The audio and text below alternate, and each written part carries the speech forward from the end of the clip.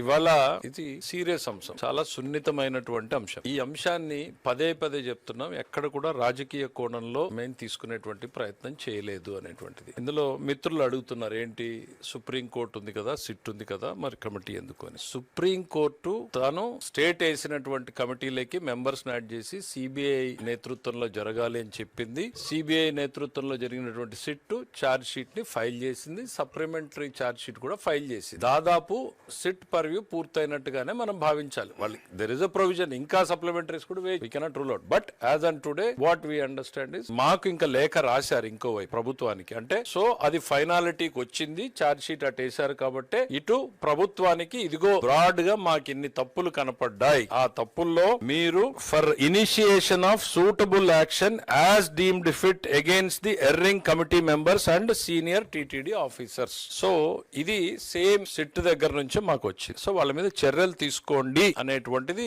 It's a finality. తప్పు జరిగింది, చర్యలు తీసుకోండి అనేటువంటిది ఫైనాలిటీ. బట్ స్టిల్ ఈ government we want to give an option. మీ మీద ఇట్లా నేరాలు